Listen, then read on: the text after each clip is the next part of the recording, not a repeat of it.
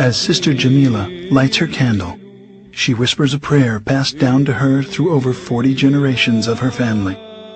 The rising smoke carries her prayer high into the heavens. She is a member of the original Christian church, started almost 2,000 years ago. But what happened to this original church, and where do we find it?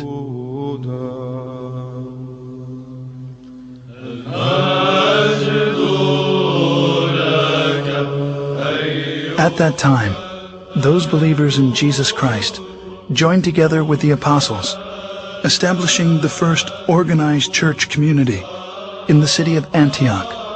It is there in Antioch that they were first called Christians, as stated in Acts 11:25.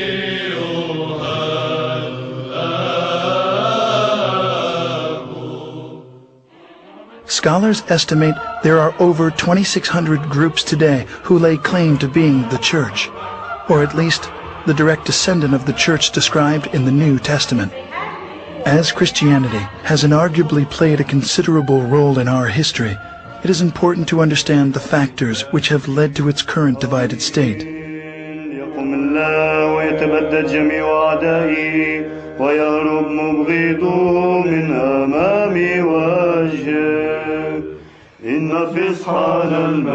With the birth of the Church of Jesus Christ at Pentecost, the apostles made many missionary journeys. Over time, 5 patriarchates were established in Antioch, Jerusalem, Rome, Alexandria, and Constantinople. The apostle Peter was the first bishop of Antioch.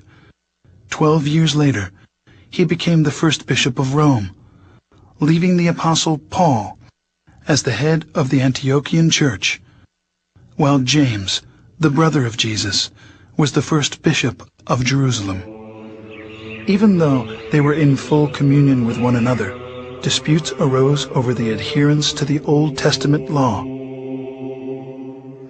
James gave the solution to settle all doctrinal and moral issues through ecumenical councils, and the church flourished for 1,054 years. The first council was known as the Council of Jerusalem, as documented in Acts 15. In the history of the Christian Church, we find scores of such councils, establishing its canon laws, which the Orthodox regard as the faith of the apostles, faith of the fathers, faith of the Orthodox, the faith which has established the universe. Heresies, disputes, numerous wars, and much persecution constantly challenged the early fathers of Orthodox Christians.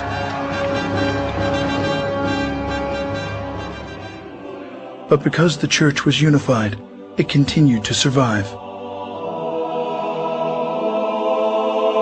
At the Ecumenical Council in 325 at Nicaea, the bishops decided they needed a creed. After much prayer and some 90 years, what's known today as the Nicene Creed was finally written.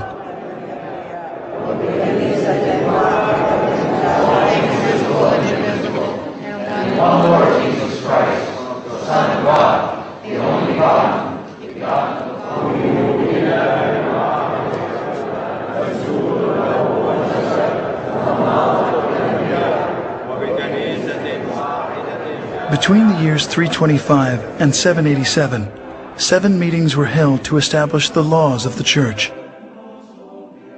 These became known as the 7 Ecumenical Councils. The faith of the Church at the close of its first 1,000 years was the same. The doctrine, the creed, the government were all recognized as one everywhere. This one church was the Orthodox Church, which has weathered many attacks.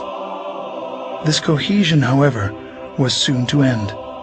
As the first millennium was drawing to a close, tensions began to mount between the Western Church, Rome, and the 4 Eastern churches. The bishops of Rome began to claim authority over the other 4 churches, on the claim that the Roman Patriarch was the only true successor of Peter. two giant issues emerged.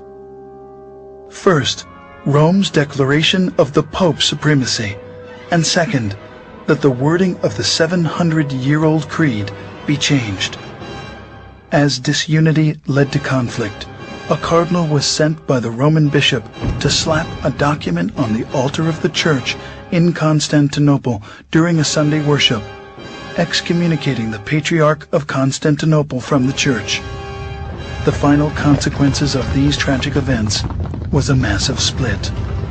The Great Schism occurred in the year 1054. Pursuing his claim of universal headship of the Church, the Patriarch of Rome broke from the other four churches, creating the Roman Catholic Church, independent of the other.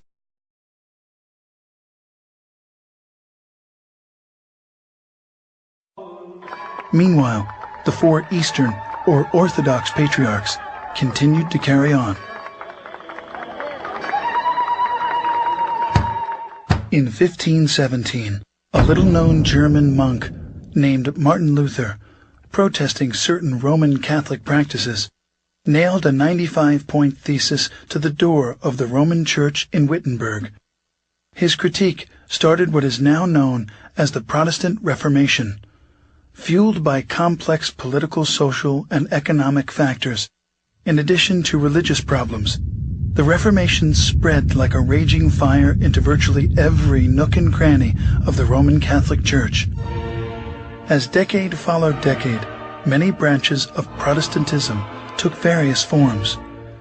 Different divisions insisted they were neither Protestant nor Catholic, most wanting a less centralized form of leadership.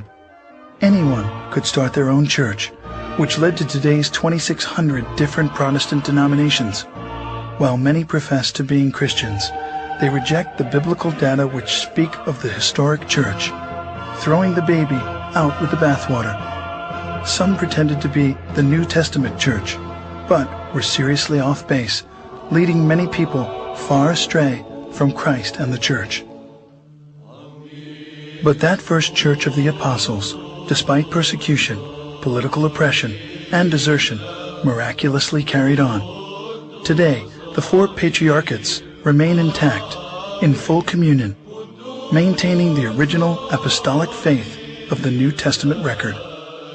The holiest two Christian shrines, the Nativity, where Jesus was born, and the Sepulchre, where Jesus was buried and resurrected, are still protected to this day by the Orthodox Church.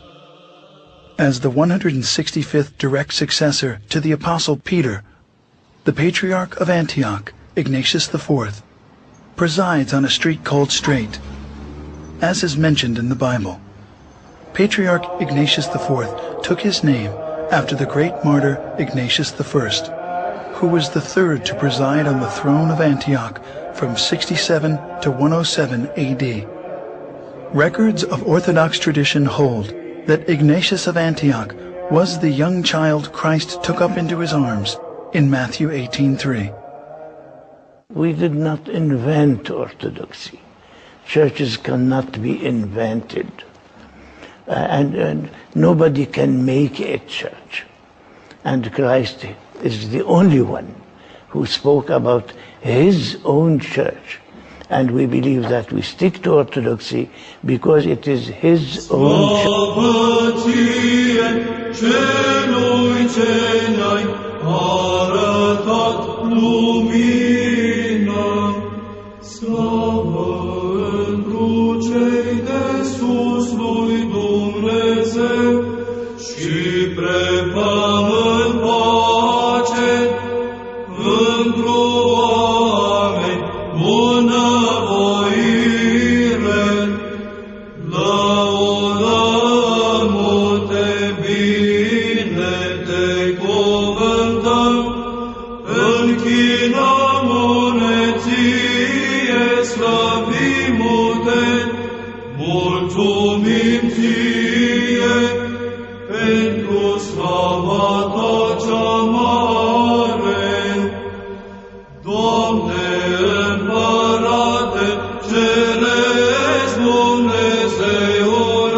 Părinte adopțitorule,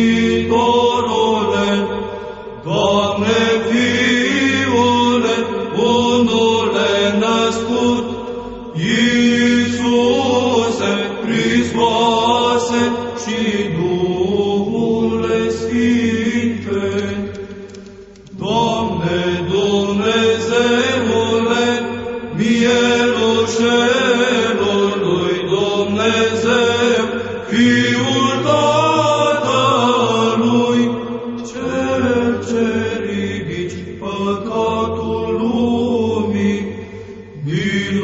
miluiește-ne pe noi, Cel ce ridici păcatele lumii.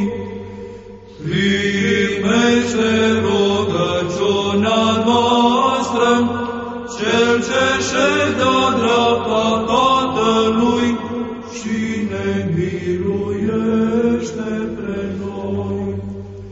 Că Tu ești unul Sfânt, Tu ești unul Domn Iisus Hristos, într-o slava lui Dumnezeu, Tatăl Amin. În toate zilele bine Te voi cuvânta și voi lăuda numele Tău în veac și în veacul veacului. Învrednicește-ne, Doamne, în ziua aceasta, fără de păcat să ne păzim noi. Bine ești cuvântat, Doamne Dumnezeul părinților noștri, și lăudat și preaslăvit este numele Tău în veci. Amin. Fie, Doamne, mila Ta spre noi, precum am nădăjduit întru Tine. Bine ești cuvântat, Doamne, învață-mă în dreptările Tale. Bine ești cuvântat, Doamne, învață-mă în dreptările Tale.